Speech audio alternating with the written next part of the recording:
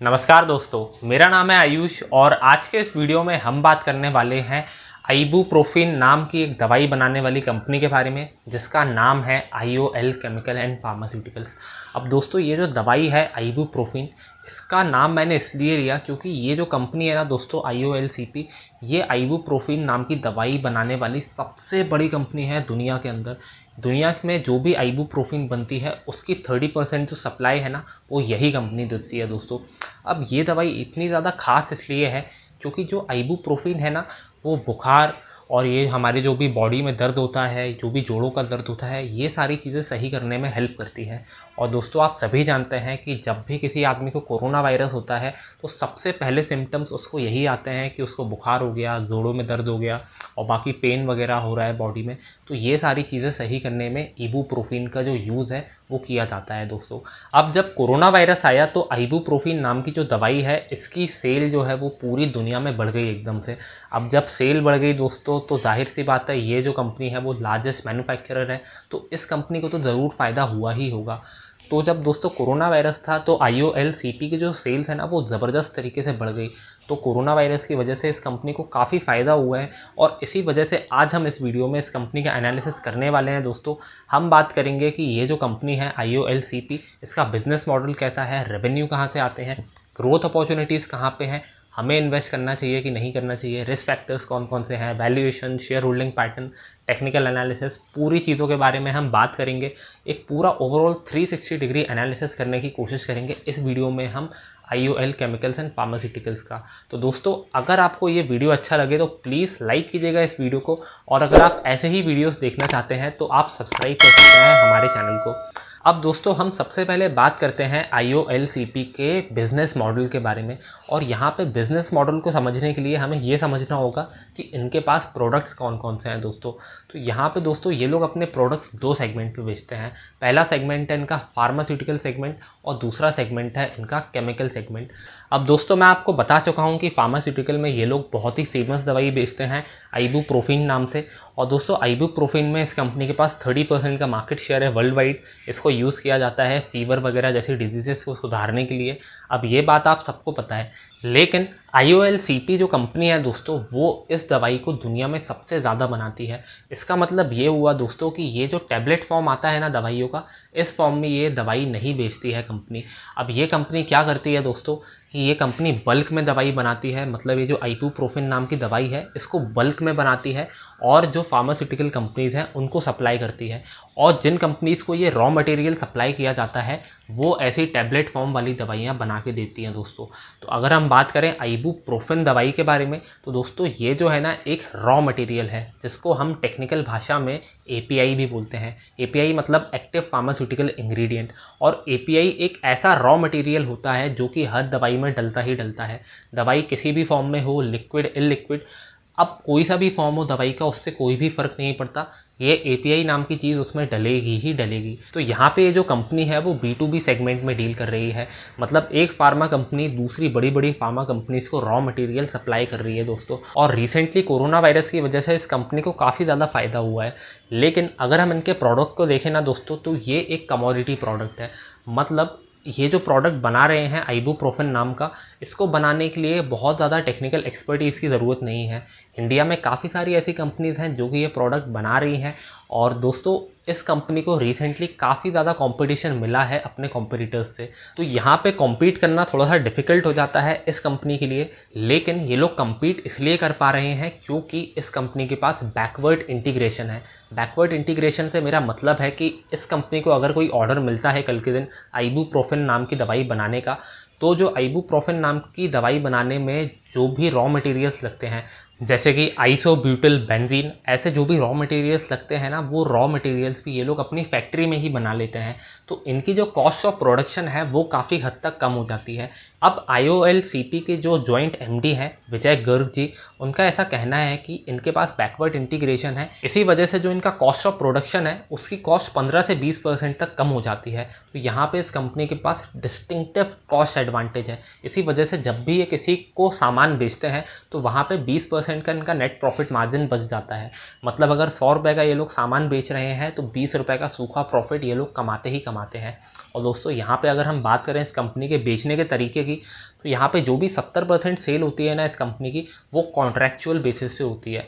मतलब ये जो दूसरी कंपनीज को अपना सामान बेच रहे हैं ना, वो लॉन्ग टर्म कॉन्ट्रैक्ट के बेसिस पे बेच रहे हैं। तो यहाँ पे 5 साल 10 साल ऐसे लंबे लंबे कॉन्ट्रैक्ट्स होते हैं। तो इनकी सप्लाई एकदम कांस्टेंट रहती है और जो 30% इनका रेवेन्यू आता है वो स्पॉट मार्केट से आता है। मतलब ये लोग डायरेक्टली किसी कस्टमर को सामान बेच देते हैं अगर उन्हें एकदम अर्जेंट में नीड हो तो यहाँ पे एकदम रेवेन्यूज बिल्कुल क्लियर हैं, लॉन्ग टर्म कॉन्ट्रैक्ट्स हैं। इसी वजह से कंपनी को काफ़ी फ़ायदा है in terms of getting stable revenues. अब दोस्तों ये बात तो हो गई फार्मा बिजनेस की। अब अगर हम केमिकल बिजनेस के ऊपर नज़र डालें तो दोस्तों केमिकल बिजनेस में भी इनका एक केमिकल है बहुत ही फेमस, उसका नाम है एथाइल एसीटेट। अब ये एथाइल एसीटेट का यूज़ होता है ग्लू बनाने में, जो भी नेल पॉलिश वगैरह बनती है उसमें यूज़ किया जाता है। अगर आपने अपने बचपन में वो चिपचिपी सी ट्रांसपेरेंट टाइप की ग्लू यूज़ करी होगी तो आपको पता होगा कि यार ये केमिकल क्या होता है। तो उसमें दोस्तों ग्लू में जो रॉ मटेरियल डलता है उसका नाम होता है एथाइल एसीटेट। तो काफ़ी ज़्यादा वाइड एप्लीकेशन है इस केमिकल का भी। तो एथाइल एसीटेट सेल करके कंपनी के 27% रेवेन्यू आते हैं। तो यहाँ पे दो प्रोडक्ट्स एथाइल एसीटेट और इबुप्रोफेन, ये दोनों केमिकल से कंपनी के 82% रेवेन्यू आते हैं। तो कंपनी का बहुत ज़्यादा फोकस है इन दोनों केमिकल्स के ऊपर। इसी वजह से कंपनी अभी फ्यूचर में डाइवर्सिफाई करना चाहती है। इसी वजह से FY 2018 में इन्होंने अपने कुछ API लॉन्च कर दिए। API मतलब जो भी दवाइयाँ बनाने वाला रॉ मटेरियल है, वो कुछ नए नए टाइप के रॉ मटेरियल्स बनाने लगी, जैसे कि मेटफॉर्मिन, पेनाप्राजोल, इस टाइप के जो भी APIs अब ये लोग बना रहे हैं। तो यहाँ से भी कंपनी के पास रेवेन्यू आएगा दोस्तों। तो यहाँ पे जब रेवेन्यू बढ़ेंगे, सेल्स बढ़ेगी, तो जाहिर सी बात है कंपनी का प्रॉफिट तो बढ़ना ही है। अब ये बात हो गई इस कंपनी के बिजनेस मॉडल की। अब दोस्तों हम बात करते हैं इस कंपनी के ग्रोथ फैक्टर्स के बारे में। अब शेयर होल्डर्स का पैसा तो तभी बनता है जब स्टॉक में ग्रोथ होती है फ्यूचर में। तो इसी वजह से ग्रोथ फैक्टर्स के बारे में बात करना बहुत ज़्यादा इंपॉर्टेंट है।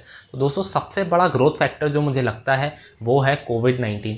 अब दोस्तों कोविड-19 से दुनिया की बहुत सारी ऐसी कंपनीज है जिनको लॉस हुआ होगा, लेकिन ये मेरे ख्याल से ऐसी बहुत ही कम कंपनीज में से एक होगी जिसको कोविड-19 से फ़ायदा हुआ है। अब दोस्तों आप सभी को पता है कि जो कोविड-19 के बेसिक सिम्टम हैं वो बुखार वगैरह ये सब होते हैं। और ये जो आइबुप्रोफेन है इसका काम ही यही है कि फीवर वगैरह ये सारी चीज़ें सही करना। तो इस दवाई की जो सेल है ना वो ड्रामेटिकली इंक्रीज हुई है और आगे चलकर भी ये सेल बढ़ सकती है। अगर कोविड-19 का जो इम्पैक्ट है वो थोड़ा सा और लंबा रहा, अगर कोविड-19 की थर्ड वेव आती है, तो यहाँ पे कंपनी के जो प्रॉफिट्स है ना वो एकदम सिग्निफिकेंटली बढ़ सकते हैं। अब दोस्तों जब कोरोना वायरस की एकदम फर्स्ट वेव आई थी, तब जो शेयर प्राइस था इस स्टॉक का 24 मार्च 2020 में वो था 150 रुपये के आसपास। और दोस्तों 3 महीने के अंदर, जस्ट 3 महीने के अंदर ये जो स्टॉक का प्राइस है ना जस्ट 3 टाइम्स हो गया।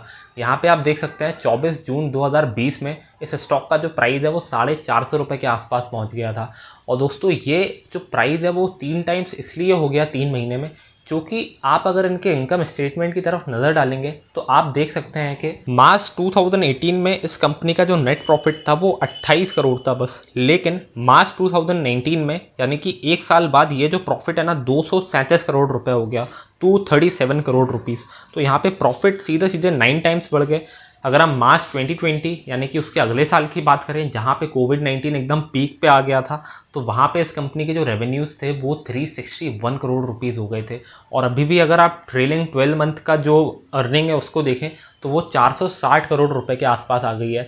तो कहाँ 2018 में कंपनी 20 करोड़ के आसपास का प्रॉफिट कमा रही थी और अभी जो प्रॉफिट कमा रही है वो 400 करोड़ के आसपास का हो सकता है। तो यहाँ पे बहुत ज़्यादा ग्रोथ हुई है इसमें पिछले कुछ समय से, इसलिए जो शेयर का प्राइस है ना वो भी काफ़ी ज़्यादा वॉलेटाइल रहा है दोस्तों। और अगर ये कोविड-19 की सिचुएशन और ज़्यादा बढ़ती है आगे चल के, तो मेरे ख्याल से इबुप्रोफेन की जो डिमांड है वो आगे चल के और ज़्यादा बढ़ सकती है दोस्तों। अब दोस्तों इसके अलावा जो API इस कंपनी ने लॉन्च किए हैं अभी नए नए, मैंने आपको बताया था मेटफॉर्मिन, पेनाप्राजोल, इस टाइप के जो भी API लॉन्च किए हैं ये इन्होंने काफ़ी ज़्यादा रिसर्च करके लॉन्च किए हैं। मतलब ये इसमें भी स्केल कर सकते हैं फ्यूचर में, जैसे अभी इबुप्रोफेन में ये लोग स्केल कर चुके हैं, वर्ल्ड की नंबर 1 कंपनी है प्रोडक्शन के मामले में, वैसा ही ये लोग इन वाले APIs में भी कर सकते हैं। तो यहाँ पे कंपनी के पास अभी जो है ग्रोथ के चांसेस इसलिए ज़्यादा हैं क्योंकि इनके पास रेंज अब बड़ी हो गई है दोस्तों। तो ये भी मुझे एक अच्छा फैक्टर लगता है ग्रोथ का।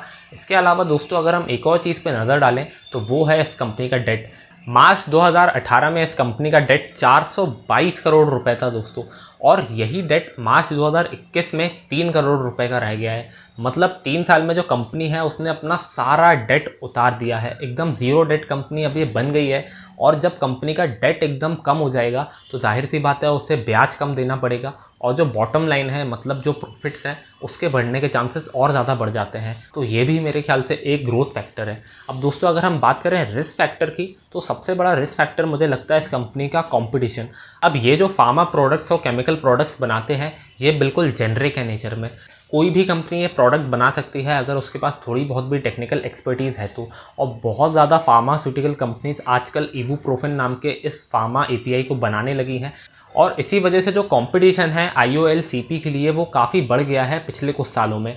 तो मुझे ऐसा लगता है कि कॉम्पीट करने के लिए इनको कुछ नया इनोवेटिव करना होगा। नए नए APIs जो इन्होंने लॉन्च किए हैं उसमें काफ़ी अच्छी पकड़ बनानी पड़ेगी, क्योंकि ये जो मार्केट लीडर वाली पोजीशन है ना, ये आगे चल के फ्यूचर में मेंटेन करना थोड़ा सा मुश्किल हो सकता है मेरे हिसाब से, क्योंकि कंपटीशन काफ़ी हाई है।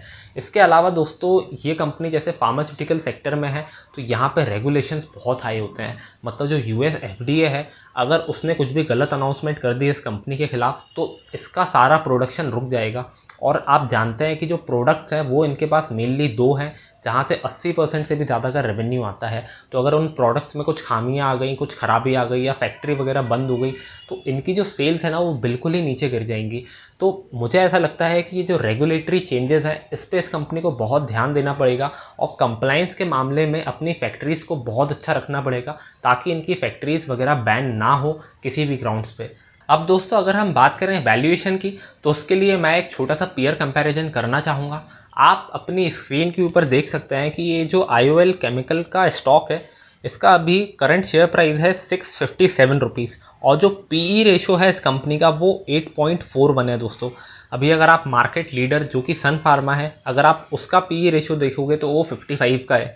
जो डॉक्टर रेड्डी है उसका PE रेशो 44 का है, और जो भी बाकी सारी कंपनीज है ना उन सारी कंपनीज का जो PE रेशो है वो डबल डिजिट्स में है। ये ऐसी इकलौती ऐसी कंपनी है जिसका PE रेशो सिंगल डिजिट में है। मतलब अभी करंटली ये जो कंपनी है एकदम चीप वैल्यूएशन पे अवेलेबल है मेरे ख्याल से, लेकिन इसका एक रीज़न भी है। अब दोस्तों जो बाकी कंपनीज हैं जैसे कि सन फार्मा वगैरह, इनके पास कुछ स्पेशल प्रोडक्ट्स हैं जैसे कि रीवाइटल, जहाँ पे कंपनी की आप कह सकते हैं कि मोनोपोली है एक टाइप से। लेकिन इस बिज़नेस के पास कोई भी मोनोपोली नहीं है। IOL-CP के पास कोई भी मोनोपोली नहीं है किसी भी टाइप की। इनके पास एक छोटा सा कॉस्ट कॉम्पिटिटिव एडवांटेज है जिसकी वजह से इनकी सेल्स बढ़ती जा रही है, पर कोई भी ऐसा डिस्टिंक्टिव प्रोडक्ट नहीं है, कोई भी मोनोपोली टाइप का प्रोडक्ट नहीं है। इसी वजह से जो इनका वैल्यूएशन है वो थोड़ा सा कम है। लेकिन फिर भी दोस्तों मेरे हिसाब से कंपनी सस्ते वैल्यूएशन पे तो अवेलेबल है, क्योंकि अगर आप इसका रिटर्न ऑन इक्विटी देखेंगे तो वो सबसे ज़्यादा है यहाँ पे पूरे फार्मा सेगमेंट में। 56% का रिटर्न ऑन इक्विटी है, जो कि शायद ही किसी कंपनी ने दिया होगा रिसेंटली पिछले कुछ समय में। तो मेरे ख्याल से वैल्यूएशन सस्ता है। अगर हम फंडामेंटली बात करें तो मेरे ख्याल से ये कंपनी बहुत अच्छी ग्रोथ कर रही है और बहुत ही चीप वैल्यूएशन पे अवेलेबल है। लेकिन इन्वेस्टमेंट करने से पहले हमें इस चीज़ का ध्यान ज़रूर रखना चाहिए कि कोविड-19 की सिचुएशन अभी कैसी है वर्ल्ड वाइड। अगर वर्ल्ड वाइड सिचुएशन सुधर जाती है तो मेरे ख्याल से जो इबुप्रोफेन की डिमांड है वो इतनी ज़्यादा नहीं बढ़ेगी। तो हो सकता है कि फ्यूचर में जो प्रॉफिट्स हैं वो इतने ज़्यादा हाई ना दे पाए ये कंपनी। तो हमें यहाँ पे कोविड-19 की सिचुएशन को ज़रूर देखना चाहिए अपना इन्वेस्टमेंट करने से पहले। अब दोस्तों ये बात तो हो गई फंडामेंटल एनालिसिस की, जिसमें हमने समझा कि कंपनी क्या करती है, बिजनेस मॉडल कैसा है, रेवेन्यू कहाँ से कमाती है, बाकी काफ़ी सारी हमने डिटेल्स देखी, फाइनेंशियल वगैरह, ये बहुत सारी चीज़ें समझने की कोशिश करी। तो दोस्तों अगर हम कंक्लूड करें और अगर मैं अपना ओपिनियन दूं यहाँ पे, तो मेरे ख्याल से ये कंपनी बहुत ही चीप वैल्यूएशन पे अवेलेबल है। अभी फार्मा सेक्टर बहुत ज़्यादा हाई वैल्यूएशन पे ट्रेड कर रहा है, कंपनी चीप वैल्यूएशन पे अवेलेबल है, फंडामेंटल्स अच्छे हैं, रिसेंटली बहुत अच्छा परफॉर्मेंस रहा है। तो मेरे ख्याल से फंडामेंटली तो इस कंपनी में एक इन्वेस्टमेंट किया जा सकता है, ऐसा मुझे लगता है दोस्तों। अब यहाँ पे हमने फंडामेंटली तो एनालाइज कर लिया कंपनी को, अब हम चार्ट्स पे देखते हैं कि अभी कोई शॉर्ट टर्म अपॉर्चुनिटी है कि नहीं। एक छोटा सा टेक्निकल एनालिसिस करने की कोशिश करते हैं और समझते हैं कि अभी सिचुएशन कैसी है IOL-CP के स्टॉक में। यहाँ पर मैंने IOL-CP का चार्ट लगा लिया है। आप देख सकते हैं कि अभी जो करंट ट्रेडिंग प्राइस है इसका वो 663 रुपीज़ के आसपास है दोस्तों, और यहाँ पे स्टॉक 200 दिन के मूविंग एवरेज के नीचे ट्रेड कर रहा है।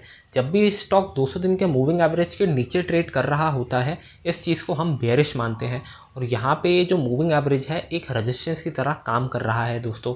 तो मुझे ऐसा लगता है कि इस स्टॉक में बाइंग तभी बनेगी जब ये स्टॉक 700 रुपये के लेवल के ऊपर जाएगा। अभी यहाँ पे 25 अगस्त 2020 में इस स्टॉक ने 897 रुपीज़ का हाई बनाया था, वहाँ से ये स्टॉक कंसोलिडेट होता जा रहा है, काफ़ी करेक्शन हो गया है इस स्टॉक में। तो अगर ये स्टॉक अपना 200 दिन का मूविंग एवरेज तोड़ देता है और 700 रुपये के लेवल के आसपास आ जाता है तो मेरे ख्याल से आप इसमें बाइंग कर सकते हैं, क्योंकि इतने लंबे कंसोलिडेशन के बाद जो मोमेंटम आएगा तो वो बहुत ज़्यादा तेज़ होगा। तो इसी वजह से मुझे ऐसा लगता है इसमें बाइंग है, लेकिन अभी के लेवल्स पे नहीं। अगर ये स्टॉक 200 दिन के मूविंग एवरेज को तोड़ देगा तभी इसमें कोई बाइंग बनेगी दोस्तों। तो ये बात हो गई टेक्निकल एनालिसिस के ऊपर। तो दोस्तों ये था आज का वीडियो IOL CP के ऊपर। उम्मीद करता हूँ आपको ये वीडियो अच्छा लगा होगा। अगर ये वीडियो अच्छा लगा हो तो प्लीज़ लाइक ज़रूर कीजिएगा इस वीडियो को, सब्सक्राइब करिएगा हमारे चैनल को, and thank you for watching this video.